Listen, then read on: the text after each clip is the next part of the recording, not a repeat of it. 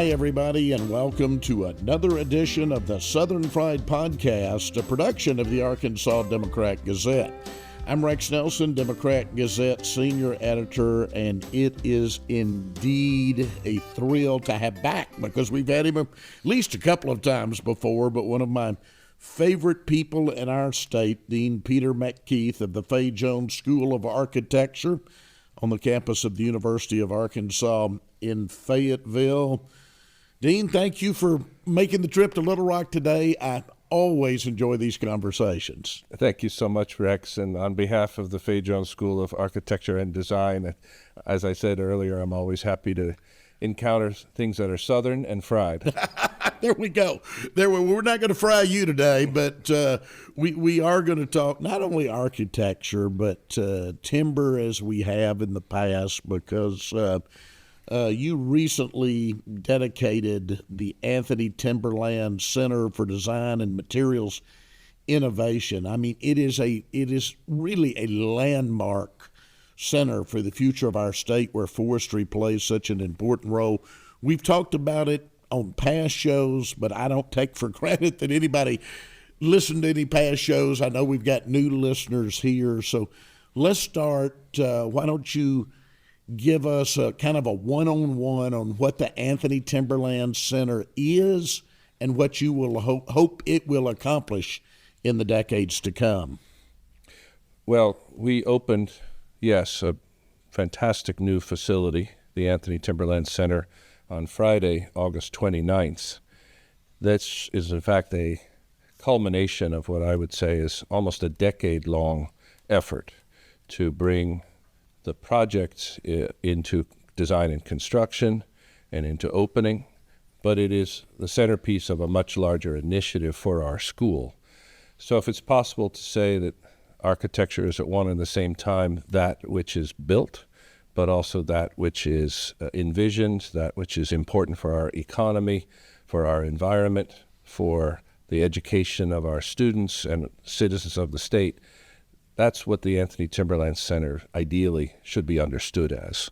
First and foremost, as a construction at the corner of Martin Luther King Boulevard and Leroy Pond Avenue on the south side of Fayetteville.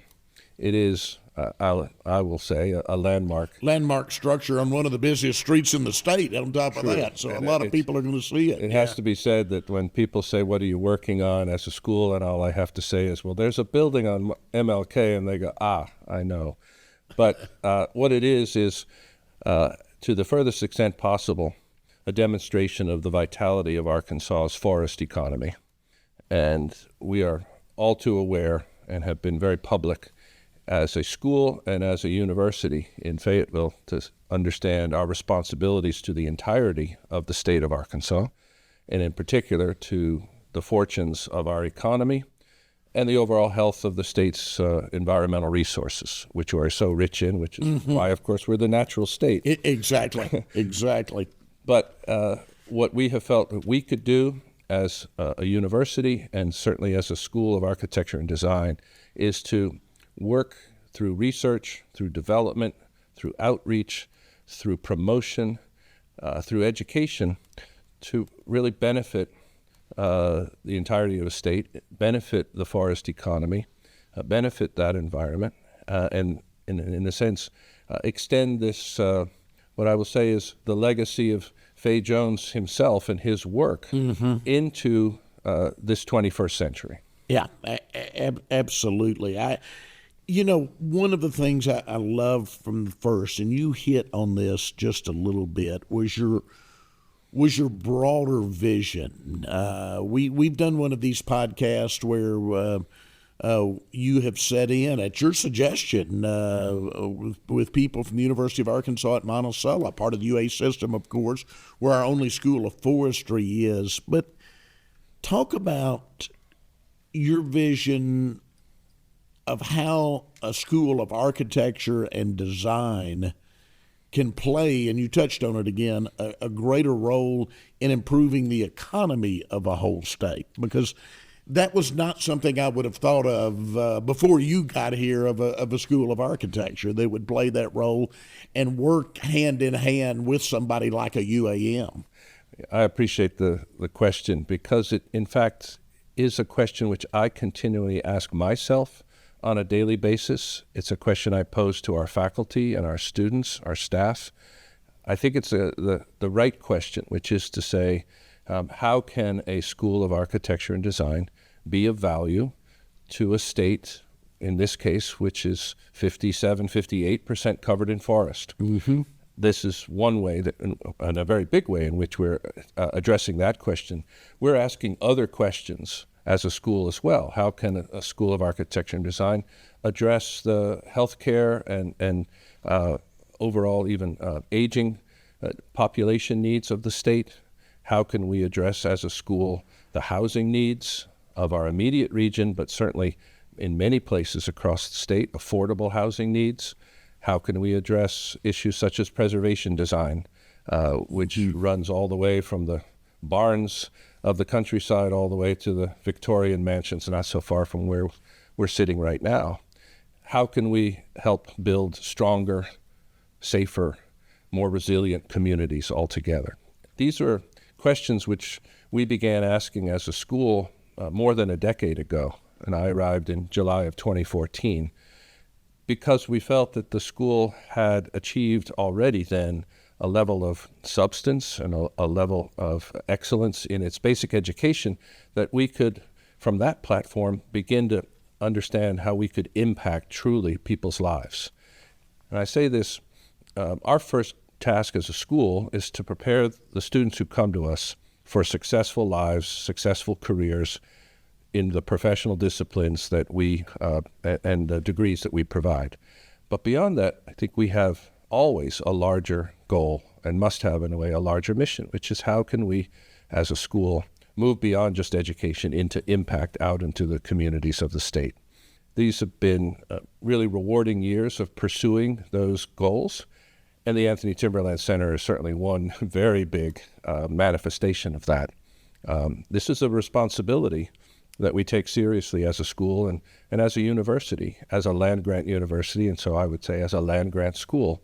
How can we, again, benefit the citizens of the state? Architecture should not be seen as a luxury, should not be seen as a premium that you pay. It should actually be understood as good design is available for everybody, thoughtful design, and this too is where we take this responsibility to be more, in a way, than a school providing professional degrees, but a school providing direct service and direct value across the state. Second part of your question is, how does this benefit, in particular, the forest economy? Well, here's where my knowledge is really gained through the friendships and collegiality with our colleagues at the School of Forestry and Natural Resources at UAM. And here I want to single out Mike Blazier, with whom I've sat here before, and Matt Pelkey, with whom I've sat here before, and all of their colleagues for the great work they're doing. They've been looking at the forest economy of Arkansas for a long time, and now they're looking, of course, at the forest health through a newly instituted research center there. What I have learned from them is that the Arkansas forests are essentially healthy, but to the point where they are becoming too dense, and that we're growing timber at twice the rate we're harvesting it right Absolutely. now. And so on the one hand, this surplus is dangerous and potentially can affect the health of the forests. But on the other hand, any economist might say the surplus is also opportunity. So I suppose the proposition which I have made up and down and east, west, north, and south is, can we, as a School of Architecture and Design, incentivize the use of, we'll call them old forest products, dimension lumber, in new ways? Can we also assist in developing and implementing new forest products in new ways to the extent that they would then benefit Arkansas's forest health and Arkansas's forest economy? This particularly goes to design and bringing, in a sense, wood back into the vocabulary of architects and designers in a much more expansive way than it has been for the last 30, 40 years. And then secondly, it goes to assisting those who are building the buildings, those who are engineering the buildings, to understand that wood can have now comparable value when they come to the task of building. You hosted early in the year a major mass timber conference. Again, I don't want to take for granted what anybody may know or not. So, again, walk us through what mass timber is, how its increased use obviously would help the Arkansas economy, and where you see that going as we look at construction trends in America in the decades ahead. Sure. Mass timber, again, for those who are still new to this, and there's many, many people who are, is not everyday dimension lumber. Mass timber is the use of dimension lumber in laminated ways. The most familiar understanding might be to many glue laminated timber, through which in this state we have manufactured before glue laminated columns and beams. The arching beams in the great halls of Crystal Bridges Museum up in Bentonville are of Arkansas manufacture. But there is also then a growing family of such engineered laminated material made of dimension lumber. Cross-laminated timber, which is now manufactured here in Arkansas. Mercer Mass Timber in Conway is manufacturing both glue laminated timber and cross-laminated timber. And cross-laminated timber, the abbreviation is CLT, is panelized. It can be produced on a large format press, and it is essentially taking 2x4s, 2x4s, 2x6s, 2x8s, and laminating them at perpendicular angles to each other in a panelized form that is not necessarily endless in dimension, but can in fact be used in slab formation, in panelized formation. And it's, again, a way of addressing some of the surplus that we have. It's also a way, we believe, of accelerating construction, of having a much safer work sites, for instance, and in many ways saving a lot of time in the use of it. And we've demonstrated this on our campus through, I think, remarkably foresighted and innovative leadership, committing itself to a library annex building on campus in 2018, a residence hall on campus in 2020.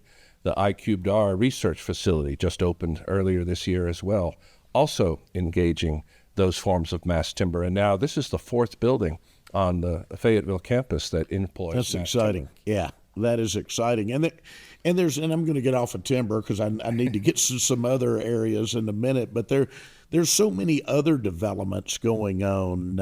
I was delighted to see national attention back in June when I picked up the Wall Street Journal, and here was the headline: America's top logger bets it can make money off of small, crooked trees. And it was Arkansas-based story. It was about Weyerhaeuser's $500 million plant they've now broken ground on down in South Arkansas between Monticello and Warren that will turn small trees once bound for paper mills into lumber. And I was happy to see that Arkansas was the place that was happening, not some other state. Absolutely, and this is an immense expression of not just financial confidence in the state of Arkansas, but confidence in the fiber basket that we have. Weyerhaeuser's Southern Regional Headquarters are here in the state, yes, in Hot Springs, but that's for the entire Southeast. So Weyerhaeuser sees value in our state relative to the rest of the country, and they're certainly a partner in what we're doing. You mentioned this new this product, the Timber Strand product that they've been working on. It's another form of laminate, so to speak. Instead of taking dimension lumber, this now takes the wood chips or the wood fibers and binds them together, which can be used vertically, horizontally, in columns, in beams, in panels as well. This is the market that's coming into being, and whereas it has real application already in speculative office building, or as we're showing on our campus in academic and cultural buildings, of course, the real market for the use of wood in the United States is in the housing market. And yes, we know immediately as we say that how dependent we are upon housing starts, upon the commodities market, upon the Federal Reserve rate, and so forth. But ever closer, we are edging ever closer to entering really into the U.S. housing market through the use of these mass timber products. And that's where you get true uptake, and that's where there's real profit. I'm gonna change gears a little bit because there's several other areas I want to get into, as I said, in addition to timber. But I will mention that the Anthony Timberland Center is already receiving fantastic national and international architectural reviews, which has to please you. But I got to thinking while I was preparing for this show. For instance, last night I hosted an event at Jeannie Gang's new Arkansas Museum of Fine Arts here in Little Rock, which has received favorable reviews internationally. A month or two ago, I spent 2 days in Bentonville, and I did a hard hat tour of the expansion of Crystal Bridges, and then I did tours of both the Whole Health Institute and the Alice Walton School of Medicine, both of which, again, are receiving, the buildings themselves are receiving very positive reviews. It seems to me, and you can tell me if you're wrong, you're the expert, but it seems to me that for a state of just 3.1 million people, we're really punching above our weight class right now for nationally significant buildings from an architectural standpoint. Yes, absolutely. And I would have said this if you didn't say it. It has been my position, and I'm not alone in this, that not only are we punching above our weight, I think we are punching to many people's great surprise, which I'm all too happy to address. But I think what we're indicating is that a small state with a real devotion or dedication to innovation, with a real devotion, dedication to doing things the right way, to valuing the resources and valuing the place where we are, can be of national and even international significance. This has been part of my emphasis as well for our school in alliance with the university, but it's also, I think, what many others are working on as well in Northwest Arkansas and in this city as well. The international attention that we're receiving is extraordinary, not because it's focused on Arkansas, but because it is so complementary. It is so validating, and I think, again, it elicits such surprise from people who really should not be, who really actually must be much better informed that the centers of architecture are shifting, and the places in which good architecture and even great architecture is situated is shifting, and that more and more there is every reason to be looking here. We'll call it the Heartland, we'll call it Mississippi River Valley, call it what you will, the Ozark Plateau, that this is a place where great, even excellent world-class architecture exists. And we are now on the pilgrimage trail. Yeah. You have to believe that there is such a thing, that architecture aficionados are coming from all over to look at all of these buildings. And I'm regularly now hosting classes from around the country, faculty from around the country, architects from around the country, reporters from around the country, manufacturers from around the country, which is where it gets really interesting. World-class architecture has the ability to generate economic value. So it is, I think, a worthwhile investment. And at the same time, how do you even quantify the publicity, the promotional value, when the word Arkansas is being said absolutely everywhere across the country? And there are two pieces to this. One, I mentioned, Gene Gang's work here in Little Rock, which will continue with an expansion of the Clinton Center right down the world. So we're attracting world-class architects. But also some of this work is being done by Arkansas-based architects, a Marlon Blackwell, a Reese Rowland, that are right here in Arkansas. Indeed, and of course, we can really, I think, take great pride in much of the homegrown quality of this.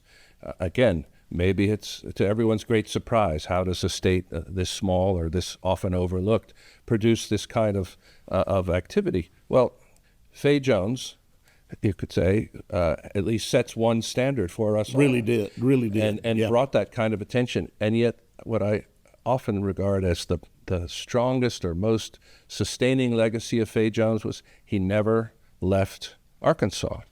He always understood that this was his strength, and he derived his ability to design and his ability to appeal to others through his designs by virtue of staying where he is and recognizing the value of that place. This is, I think, what we're seeing as well. So, and I say this with all respect to Jeannie, as well as to the architects that we've worked with, Grafton Architects on our building. They have come and done their research. They have done their homework. They have spent time here. They've immersed themselves here. They understand that they need to, in a sense, drink from the waters here, breathe the air, recognize the qualities of this place in order to make work that people will value. The citizens of Little Rock, the students and faculty of University of Arkansas, they need design work that is derived from that place. And that's what's so gratifying to me, too. We want to bring superb talent working alongside of already superb talent here. And we also want everyone to understand that this is a place-centered architecture derived from the strengths and attributes and qualities of this state. You know, and I do want to mention here, because we've got listeners statewide, and it's not just Northwest corner in those cities. It's not just Little Rock, the state capital. I'll give you another example.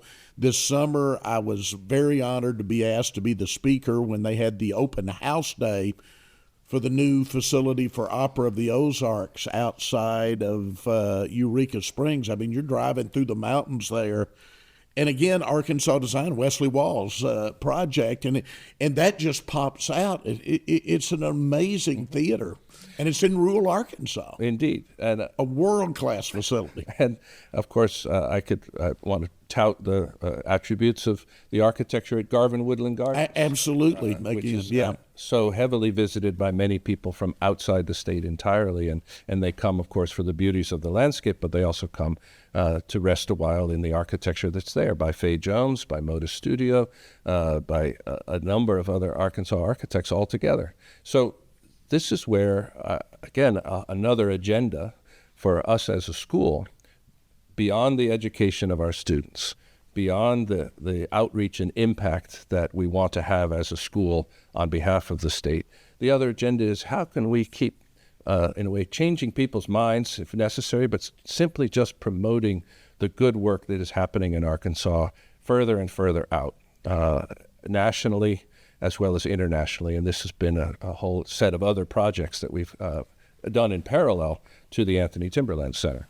Now, we're talking about, before I know I'm going to run out of time way too fast because there's so much I want to cover, but we're talking about these fantastic new facilities that are going up, world class, all over the state. But you also mentioned preservation. And as you know, I love Arkansas history and write about Arkansas history a lot. And one thing that the school, I think, has always done well, and that's going back many years, is to help communities, even small communities, the smallest communities across Arkansas, with historic preservations, saving their downtowns, saving buildings, and that is another example. You mentioned this need for statewide outreach for the school to reach into all 75 counties. And that is another way you're certainly doing it, is helping communities across Arkansas. It is, and it was one of the reasons why we have felt strongly to bring into being a concentration at the graduate level in preservation design. We have always had a very strong relationship with what is now understood as Preserve Arkansas, and can't sing the praises of that organization enough. Many of the founding members of Preserve Arkansas were part of the school's faculty way back when. But both through the emphasis on preservation design and I would say through the work that our Community Design Center is doing, we really believe that we can play a role, if asked, to assist in the continuing vitality of small towns and communities, as well as maybe even revitalizing that. So we've done work in Pine Bluff, for instance. We're doing work in Arkadelphia. We're doing work, we've done work out in the Northeast, out in Wilson. This has been very important for our students, of course, many of whom are from Arkansas, to be able to say, well, I can actually be here and be of value. I can help the state continue to move forward by valuing its past. The preservation design component of what we're working on is also now extending into Cane Hill, this wonderful community out to the west. Oh, amazing what's going on there. We're just beginning a set of endeavors to help stabilize projects there, but also to look ahead together with the leadership as to how we can build upon that legacy. But this is, again, part, I would say, of what a good, maybe I would wager, a great School of Architecture and Design should be doing. And I think the preservation design, the community design, the housing design, and we're now reaching into health and wellness design, is all part and parcel of that responsibility. All right, before I run out of time, I do want to, you just hit on housing, and I did want to hit on that. Northwest Arkansas continues to be, which is great for our entire Arkansas economy, one of the fastest growing areas of America. That leads, though, to concerns about affordable housing. Talk about the role architecture and design can play in affordable housing. I would, again, wager a strong role and a necessary, essential role, in the sense that it is, I think, incumbent upon us all to be, in the first place, understanding the complexities of these situations and what is understood as the crisis, so to speak, of affordable housing in Northwest Arkansas will be different, but of equivalent value to what was probably going to be situations emerging in and around Magnolia as the lithium industry grows, to what's occurring in and around Pine Bluff, as in fact there's a desire to redevelop and for people to live there.